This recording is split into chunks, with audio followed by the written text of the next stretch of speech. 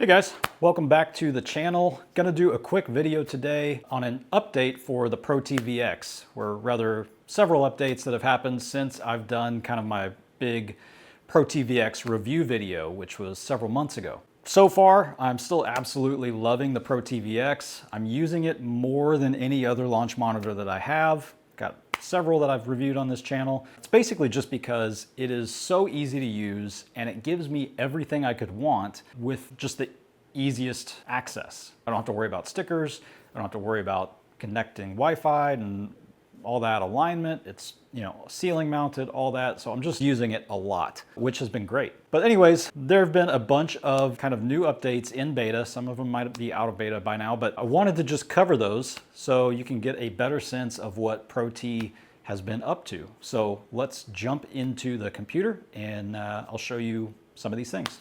All right, so like I said, a lot of this stuff is in beta, and just so you know, I'll show you how to get into the beta version of ProTee Labs. You're gonna go up into the settings and go to advanced, and down here on update settings, there's one that says get notified of beta availability. You wanna have that checked. You can do that and restart ProTee Labs, and when it's starting up, it will show you what the latest beta version is and ask you if you wanna download it, so you can go there. Obviously, if you wanna switch back, right here, return to stable version, will do the same thing and put you back on the stable version of ProTee Labs if you don't want to stay in the beta. Okay, so one of the first things that I want to cover was actually released maybe the week that I did that ProTee VX video, and that is over here on the left-hand side of the screen. We now have a session-based shot saving system, I guess. It's pretty cool. You can see that it is organized by date. This top one is expanded. You can see it's 861 because there's another one for 86 that I used earlier today. And you have the different clubs that I've hit. You can expand the clubs and see the individual shots here. Sand wedge and gap wedge are showing, but I'll close those up. And if I just want to turn the entire session on or off across from the date, I can click on that and all the data disappears from that session.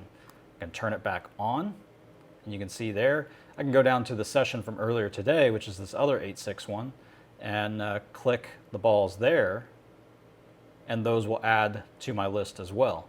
So you can turn on or off multiple sessions. Let me turn that one back off. And I can turn off clubs. So the 7-iron is blue. Let me turn that off. You can see it disappeared from the screen there. 9-iron is red. You can turn that off. You can expand a club. This 9-iron, just click this one shot. Actually know which one this is. It's this one right down here at the bottom. Turn that off and it disappears and it fixes my dispersion. So you can show or hide by shot, by club, by session, and organize things that way. If you click on a particular shot, you can see the data changes on the full screen to match that shot. So you can go through there. Let me switch to a different tab. I'm gonna go to my custom BH tab here, which is where I have my swing cameras turned on. And you can see as I switch through shots here, the data moves around, but the swing video does not. So this does not save or store the swing video. That is hopefully something that I want them to add. I know they're concerned about storage of hard drive space, but maybe it could be an option that you turn on or off depending on if you want it saved or not. All right, back to my beta tab. Okay, so that's pretty much the shot tracking system down here on the left-hand side. Definitely nice to have and working well. Now for the next thing, let me go back to my BH tab because I've got a swing video playing here and that's gonna apply the best. And that is gonna be, they've added drawing tools so that you can draw all over the screen. So if you look up here in the top right corner, there's a little pencil icon. I can click that and it will bring up my drawing tools. I can click this green color and it's gonna show me the colors I can draw in. I'm gonna click this pencil and I've got kind of like a free form drawing here. You can see where I can just draw whatever. I'm gonna hit the trash can button to delete that stuff on the screen. And that's kind of the cool thing is you can draw not just on the video replay, but anywhere on the screen.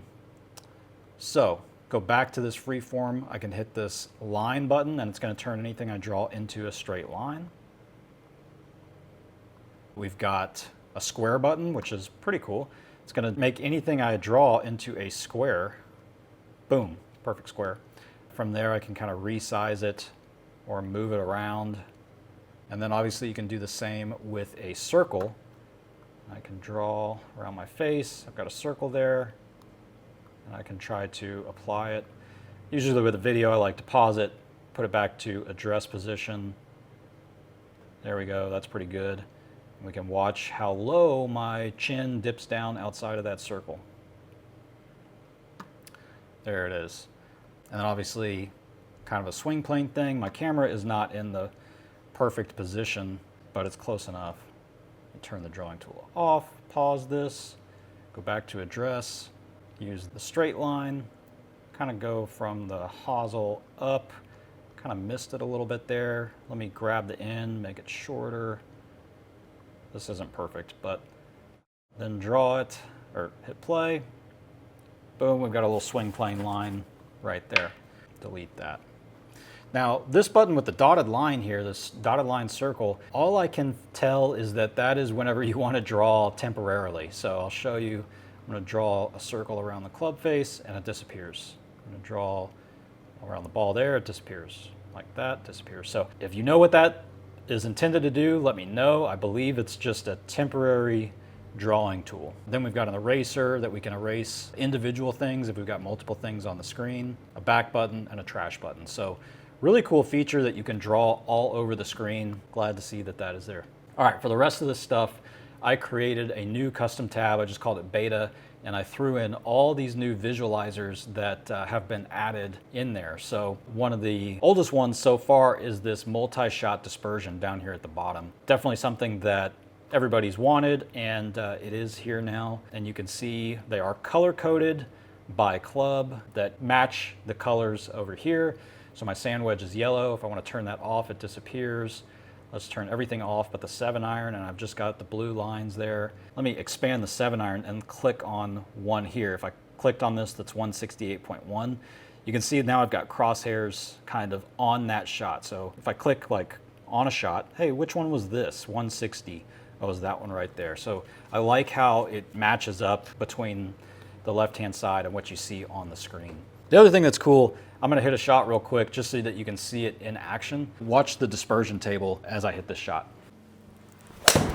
Oh, and watch that thing go so far left.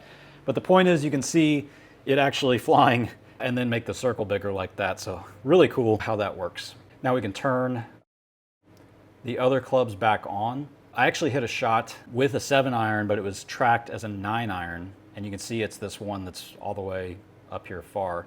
If I go to my 9-iron, open that up, you can see it's obviously this one that's 163. I can just hit the colored balls right there, turn it off, and it gets rid of that shot. So now it's corrected. I've hidden that shot, and I could do that on that last one. That was this massive hook, just because why not? Make them look a little prettier. And a lot of this stuff, it's going to be important to make sure that you're using the correct club. It's something that I'm not very good about doing. Down here in the bottom left corner, you can see club selection is set to game club.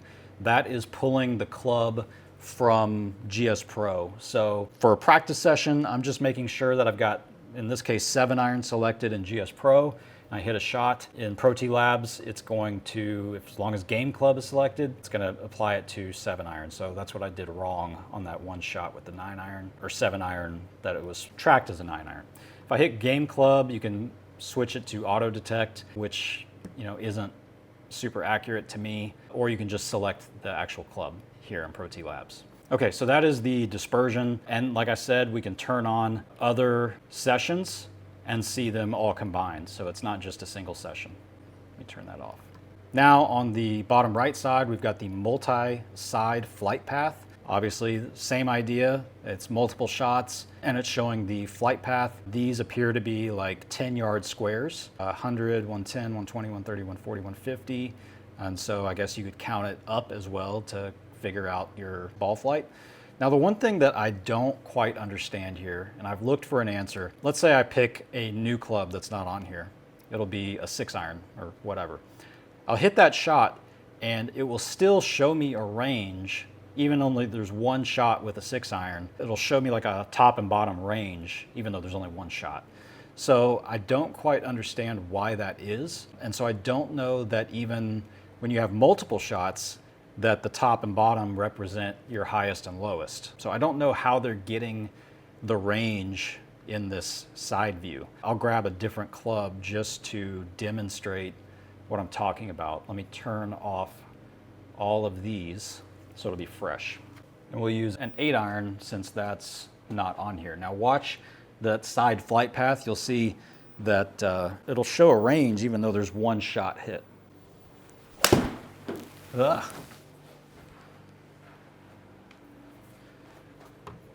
Obviously there's the ball flight as it's going, but then gave me a top and bottom there. That one actually lined up with the top. Does that mean that this is as high as it gets for an 8-iron? But how would it know that?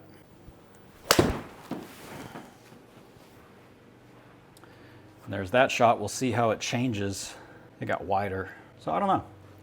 Interesting there. Let me know if you have the answer. So that's the side flight path. Let's keep on going. I'll turn the other clubs back on here. And we've got this thing on the top right, the data table. So this is a visualizer just like everything else. You can place it on the screen, resize it, move it wherever you want, just like you can with any of these things. But this one is a table. And so if I click on sand wedge, it'll open up my sand wedge shots here, and you've got obviously more data than you would have just here on the side. You can click the plus button and add more to the table. We'll add swing path, and then you've got an average down below. Now you've got the average for each of these clubs, but if I expand one of the averages, you can also get the median, standard deviation, min, max, and range for that club. We go to 9-iron, you can see all these. Now, I was a little bit confused at first with these red and green arrows. What those are, they appear to be the difference from the average. So 163.8 is obviously higher than the average of 136.9. You can go over here into the settings and change it from arrows to percentages or numbers. We'll change it to numbers and it'll be a little bit more obvious. So there it's showing the difference from the average. 138.9 is plus 2 from 136.9. It seems that the color coding has something to do with how far the deviation is from average. I don't exactly know where they're getting that because here they've got plus 26 as red and they've also got minus 11 as red. So it's not necessarily green for higher or red for lower or whatever. You can show numbers, percentages, or arrows. And there you go. So this is another way to view data in ProTee Labs with this data table visualizer.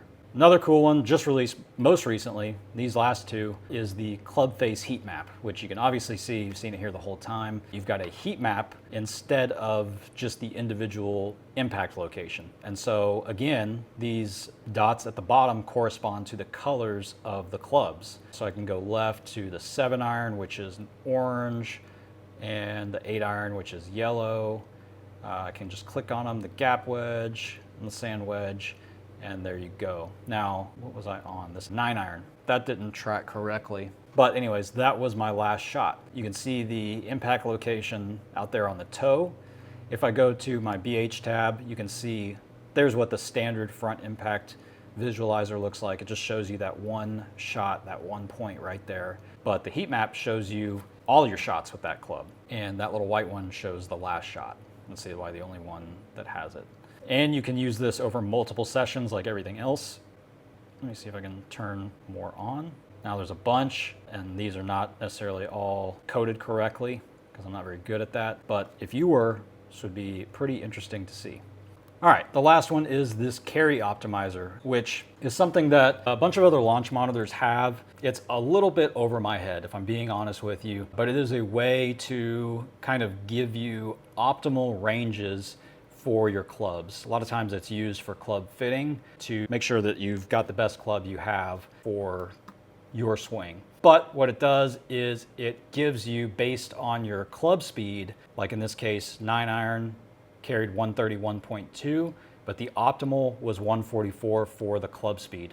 And you can see it's got ball speed, my actual 97.6, but you can see there's a highlighted range there, which is where it really should be, with the middle of that being 104.2. You've got the same thing for spin loft, launch angle, and total spin. So you can do this by going through and selecting your shots. You can see where they fall, and you can see each one changes. That one turned, I got everything green. Again, a little bit over my head, but essentially can give you some ideas on maybe why the ball doesn't carry as far as you think it should. And lastly, to make this carry optimizer work, they did add spin loft as a, I guess, piece of data. So that can be added anywhere. Like we've got dynamic loft shown, but let me just grab like down here at airtime. I believe it's under club, spin loft. I'll click that, and now it shows spin loft, which again, another term that's a little bit over my head, but I believe it is a mix of the dynamic loft and attack angle. So the loft that's presented to the ball combined with the angle that it's presented to the ball. I could look it up, but if you care, you already know. So spin loft is in there now as well. Now again, most of this stuff is still in beta, so you may see some little bugs or things that don't work quite right, and you can report them to ProTee Labs. But really cool stuff. All the other stuff is still in there. All the old visualizers and swing videos you can put in there, the driving range. They've made a ton of other updates and fixes as well, but these are the ones that really stand out to me. All right guys, hope you enjoyed that little quick video on some of the updates from ProTee VX in the last few months. Let me know what you think down below, and I'll see you in the next video. Thanks guys.